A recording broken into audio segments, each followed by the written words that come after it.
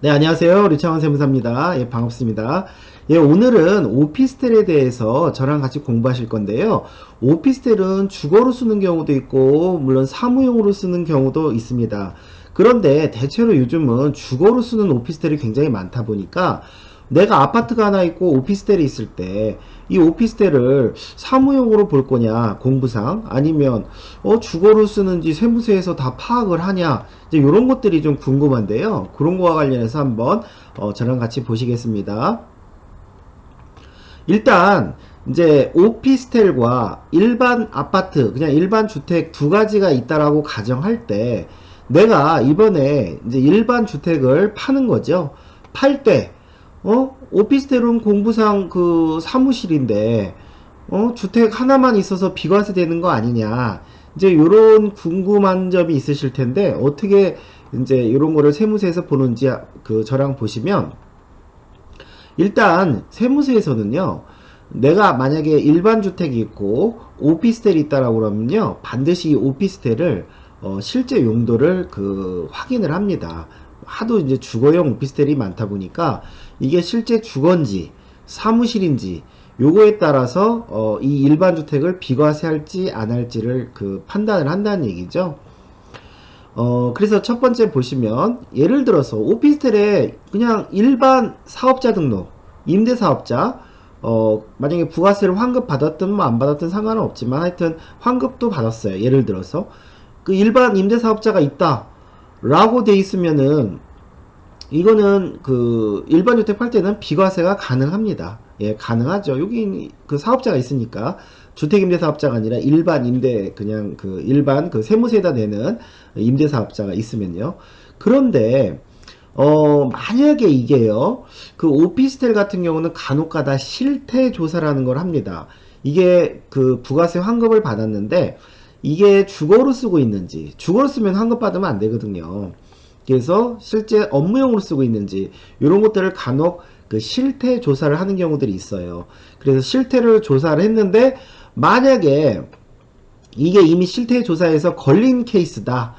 이게 일반 임대사업자로 등록은 냈지만 실제로는 계속해서 주거로 쓰고 있는 경우다. 주거로 쓰고 있는 게 세무서에서 파악이 됐다. 그러면 이런 것들은 반드시 이제 주택으로 간주를 해야 되겠죠. 그래서 일반 주택 팔 때는 그 세금을 내셔야 될 것이고요. 근데 아니다. 여기 실질적으로 그 임대를 놓고 있고 이 임차인이 주거로 안 쓰고 있다 라고 하면은 당연히 이거는 주택으로 안 보겠죠. 그러면 요 일반 주택 팔 때는 비과세가 가능합니다. 근데 간혹 가다가 이 오피스텔에 본인이 어떤 사업자 등록을 내는 경우도 있어요. 본인이 그냥 자기가 뭐 간단하게 뭐 경매 사무실이 됐든 아니면 그 주거는 안 하지만 거기서 자기가 그 몇몇 사람들이랑 그 컴퓨터 놓고 주식 투자를 한다거나 하여튼 뭐 그 사업자 등록은 없더라도 실제 사무실로 쓴다 라고 하면은 요거는 주택으로 안 보겠죠. 그래서 일반 주택은 비과세가 가능합니다. 근데 이렇게 그 본인이 어떤 사업자 등록을 내고 직접 사무 용도로 쓰면은 그런 거는 상관없지만, 사업자 등록을 안 낸 상태에서 나 여기 사무실로 쓰고 있다, 그냥 개인 사무실로 주식 투자하고 있다, 뭐 이제 이런 식으로 만약에 주장을 한다라면 이거는 세무서를 굉장히 좀 설득시키기 위해서는 그 증빙들이 많으셔야 됩니다. 왜냐하면 오피스텔 자체가 충분히 주거를 할 수 있게끔 그 모든 게 다 갖춰져 있기 때문에 맘만 먹으면 주거를 할 수가 있거든요. 그렇기 때문에 세무서에서는요, 내가 비록 그 여기서 뭐 주식 투자만 하고 있다, 이제 이렇게 아무리 주장해도 이거를 소명하기는 굉장히 하여튼 세무서 상대로 그 좀 쉽지는 않습니다. 근데 이제 간혹 가다가 여기 임차인이 주거로 쓰고 있는데 그 임대차 계약서에 전입신고 반드시 하지 말 것, 이런 식으로 전입신고만 안 돼 있으면 그냥 주거로 안 쓰는 걸로 이렇게 그 생각하시는 분들이 있는데 그렇지 않습니다. 이 전입신고 여부로 주거냐 주거 왜냐를 따지진 않아요. 세무서에서는요. 반드시 현지 확인 가서 거기 관리인도 물어보고 옆집 사람도 물어보고 그 다음에 여러가지 종합적으로 판단해서 주거인지 아닌지를 따지지 뭐 전입신고가 돼 있냐 안 돼 있냐 요걸로 주거 여부를 따지진 않습니다. 그러면 아까는 이제 내가 일반 주택을 팔 때 얘기였고요. 만약에 오피스텔을 팔게 되면 어떻게 되냐? 오피스텔을 내가 아파트가 있고 이번에 이제 오피스텔을 팔게 될 때 그러면 이제 오피스텔은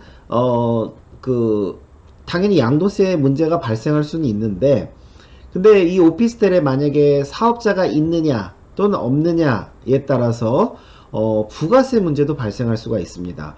그래서 일단은 양도세 측면부터 먼저 보자면 마찬가지입니다. 이 오피스텔을 판다라고 할 때 내가 세금을 내요. 양도세 대상입니다. 오피스텔은요. 주거가 아니니까 뭐 비과세 될 것도 아니겠죠. 일반 주택이 있으니까. 그래서 양도세 대상이긴 한데 이게 주거냐 아니면 그냥 그 근생 주거 주택 왜냐 이거에 따라서 요즘은 세금이 틀려지죠. 그죠? 그래서 이것도 세무서에서는 실질 그 용도를 파악을 합니다. 왜 그 파악을 할 수밖에 없냐면요. 이게 여기가 지금 조정 대상 지역이에요. 예를 들어서 조정 대상 지역인데 그 오피스텔을 주거로 쓰면은 어떻게 되는 거예요? 그럼 중과가 되겠죠. 그죠? 그 만약에 사무실로 썼다고 그러면 중과가 없겠지만 그래서 만약에 이 오피스텔 그 용도에 따라서요. 그 양도세가 그 틀려질 수 있는 부분이 어떤 부분이 있냐면 예를 들어서 오피스텔 한 채만 있다라고 하면은 주거냐 아니냐에 따라서 비과세 여부가 틀려질 수도 있고 그 다음에 오피스텔을 주거로 썼다라고 했을 때 여기가 조정 대상 지역이면은 중과가 될 거냐 안 될 거냐 이런 문제가 될 수도 있고 그 다음에 우리가 단기 세율이 조금 틀리죠. 일반 주택은 1년만 지나면 누진세율이지만 그 주택 외에 이런 오피스텔들은요 2년이 지나야 누진세율입니다. 그래서 1년 미만은 55%, 2년 미만은 44%, 2년 이상이야지 누진세율입니다. 오피스텔 같은 경우는. 그래서 양도세를 계산할 때도요 그 실제 오피스텔이 주거냐 아니면 근생이냐에 따라서 요런 차이가 발생할 수가 있습니다. 그래서 양도세에서도 세무서에서는 이 실질 용도를 반드시 파악할 것이고요. 그 다음에 이제 부가세, 이 오피스텔에 사업자가 있냐 없냐에 따라서 부가세 문제가 발생할 수가 있죠. 만약에 오피스텔이라고 해도 뭐 다 사업자가 있는 건 아닙니다. 사업자 등록을 안 냈다나 여기다가 사업자 등록이 없으면 어떻게 돼요? 당연히 부가세 문제 없겠죠. 왜? 우리가 부가세라는 것은 사업자 등록이 있는 사람들이 내는 거기 때문에 사업자 등록을 안 냈다. 그럼 부가세 문제는 없습니다.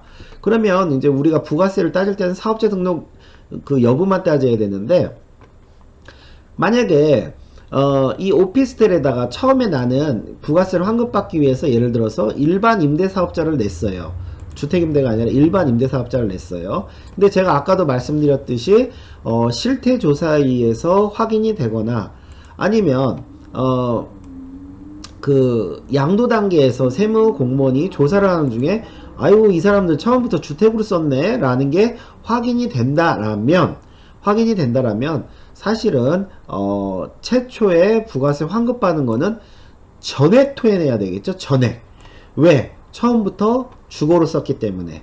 그죠? 전액 토해내야 되고 그러면 토해내고 나서 이거 파는 거에 대해서도 부가세가 있냐? 그렇지는 않겠죠. 우리가 보통 이제 주택임대는 부가세 면세라고 하죠. 그 부가세 면세로 쓰던 거를 팔 때도 면세입니다. 그래서 부가세 문제는 이제 파는 거에 대한 부가세 문제는 없지만 주거로 쓰는 게 만약에 판명이 됐다라고 하면 그 최초에 환급받은 걸 전액 토해내야 되는 거고요.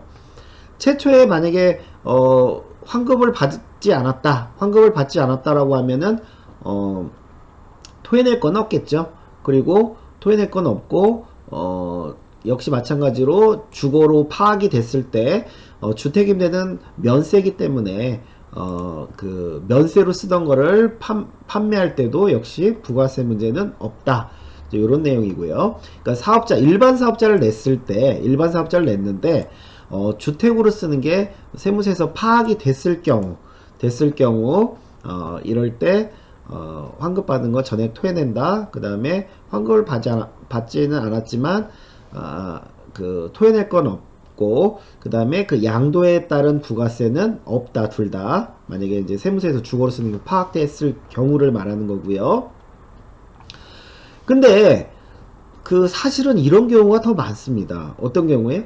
내가 일반 임대사업자를 냈어요. 일반 임대사업자를 냈는데 사실은 주택으로 그 임차를 놓고 있어요. 사실은 임차를 주택으로. 근데 세무서도 몰라요, 잘. 이런 경우가 사실은 현실적으로 더 많죠. 그죠? 그렇다면 이거는 이제 우리가 흔히 말하는 그냥 그 오피스텔 그 상가 양도하듯이 그런 개념으로 생각하시면 됩니다. 그래서 나는 일반 임대사업자인데 사실은 주택임대를 하면서도 일반 임대사업자를 낸 거죠. 그런데 그 매수할 사람도 똑같이 그 이렇게 낸대요. 일반 임대사업자. 그래서 내 주거로 쓰는 임차인 승계하겠대요. 그러면 그냥 그 저희가 그 우리가 흔히 아는 포괄양도 양수거래, 임차인을 승계하는 포괄양도 양수거래를 하기 때문에 당연히 매도에 따른 부가세 문제는 없을 것이고요. 그 다음에 만약에 나는 이제 그 주거로 쓰는 그 임차인이 있는 상태인데 매수하는 사람이 그 임차인 그냥 내보내는 조건으로, 그러니까 기간도 다 만료돼서 내보내는 조건으로 합시다. 왜? 나 거기 그 오피스텔에다가 뭐 조그맣게 사업자를 낼 겁니다. 뭐 중개사무소든 아니면 개인 사무실이든 뭐 미용실이든 뭘 낼 겁니다. 라고 하면 어떻게 하면 돼요? 그러면 그 매매 금액에서 건물가액의 10%를 그 매수자는 매도자한테 주고, 그죠? 그 다음에 매도자는 세금 계산서를 발행해 주면 매도자는 그냥 부가세 받아서 내면 되고요. 매수자는 그 세금 계산서로 부가세를 환급받으시면 될 것이죠.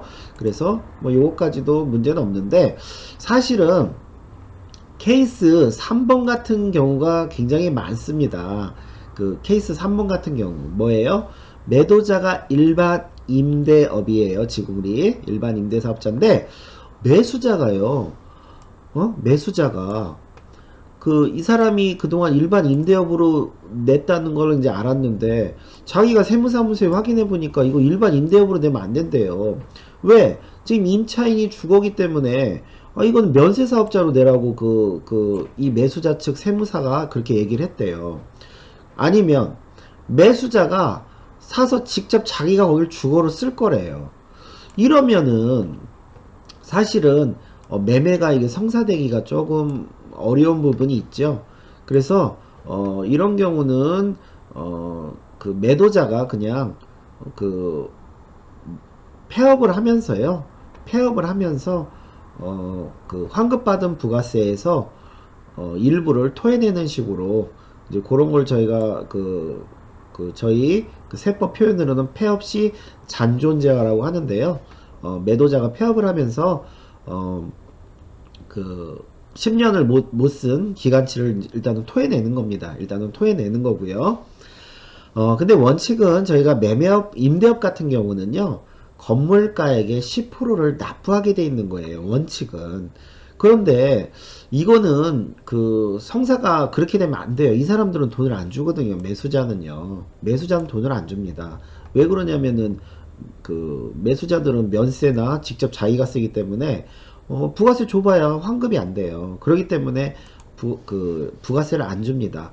안 주기 때문에 그냥 어떻게 보면은 좀 편법이라고 해야 되나요? 그냥 그 폐업시 잔존재화로 일단 부가세를 처리하고 세무서 눈치를 보는 거죠, 사실은. 그죠? 그래서 일단 부가세를 일부 토해내고, 아니면 이게 처음부터 주거라는 게 확인됐으면 뭐 전부 토해내야겠죠? 전부 토해내야 됩니다. 그러면 이 앞에 요 내용을 바탕으로요, 요거 사례를 한번 이렇게 보시면 이렇죠. 이제 임대용 오피스텔을 폐업할 거예요. 폐업. 그러면 그 폐업할 때 부가세 문제가 어떻게 되는지 한번 보겠습니다. 한 세 가지 경우로 이렇게 아까 말한 것처럼 나올 수가 있겠죠. 뭐예요? 내가 오피스텔을 예를 들어서 3억 원에 분양받았어요. 원칙은 부가세 따질 때 여기 그 토지 부분도 일부 반영을 해야 되는데, 그냥 저희가 계산의 편의를 위해서 요거는 고려 안 하는 걸로 하겠습니다. 그러면 내가 2013년 8월 1일 날 오피스텔을 3억 원의 분양을 받고 부가세를 3천만 원을 환급을 받고요. 임대 사업을 하다가 그 3년 동안 임대 사업을 하고 6억 원에 이번에 파는 경우, 이런 경우 어떻게 될 거냐? 예를 들어서 첫 번째처럼 포괄 양수도로 할 거다 라고 하면 어떻게 되죠? 부가세가 없겠죠. 그죠? 왜? 매수자도 내 임차인, 주거로 쓰는 임차인이지만 임차인을 그대로 승계하고 부동산 임대업을 낼 거기 때문에, 그래서 사업 포괄 양수도로 하기 때문에 부가세 문제는 없고요. 그 다음에 두 번째, 업종이 다른 경우, 즉 뭐예요? 매수자는 일반 임대사업자를 낼 건데 뭐 중개사무소나 사무실이나 미용실이나 이런 걸 낼 거래요. 그럼 어떻게 하면 돼요? 그런 경우는 그 건물가에 그냥 그 매매가 6억에 대해서 10% 6천을 그 부가세를 내야 되겠죠, 매도자는.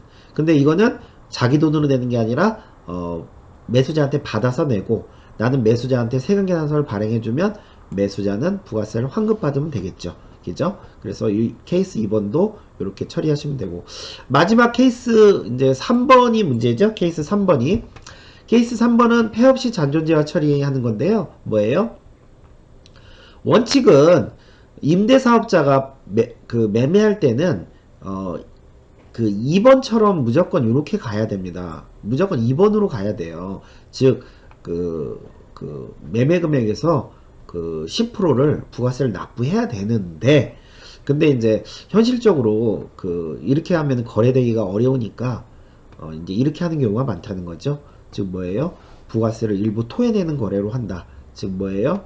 내가 3년 동안 썼으니까 7년치만 토해내겠다. 즉 부가세 3천만원 환급받은 거에서 7년치니까 70%죠. 그러니까 7, 3, 21, 2100만원을 토해내겠다 라고 하고 이 사람들한테 이제 넘기는 거죠. 본인이 직접 거주하거나 아니면 그 주거로 임대하겠다는 사람.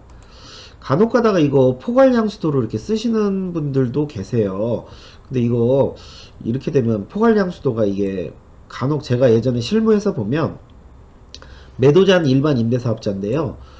매수자는 면세 사업자로 낸 거예요. 근데 이 임차인을 그대로 승계한다라고 생각을 하고 중개사님이 포괄 양수도로 이걸 맺은 거예요. 근데 나중에 봤더니 이게 면세 사업자로 포괄 양수도가 성립이 안 되거든요. 그래서 매도자한테 부가세가 고지되는 경우가 있어요. 그래서 이거 포괄 양수도는 조심하셔야 됩니다. 만약에 주거로 임대를 놓겠다거나 아니면 직접 주거 하겠다라고 하면 방법은 이 케이스 3번으로 가는 수밖에 없는데, 이게 다시 말씀드리지만 100% 정확한 방법이 아닙니다. 그래서 요거는 그냥 실무적으로 어쩔 수 없이 쓰는 그냥 좀 편법 같은 그런 내용인데, 이거는 담당 공무원이 체크를 하면 걸릴 수도 있는 문제예요. 이건 좀 조심하셔야 됩니다.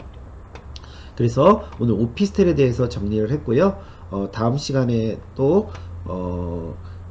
상가 10년 내에 매매했을 때 질문들이 많이 있으셔가지고 그거에 대해서 다시 한번 정리하는 시간을 또 갖도록 하겠습니다. 예, 오늘 수업은 여기까지 하겠습니다. 감사합니다.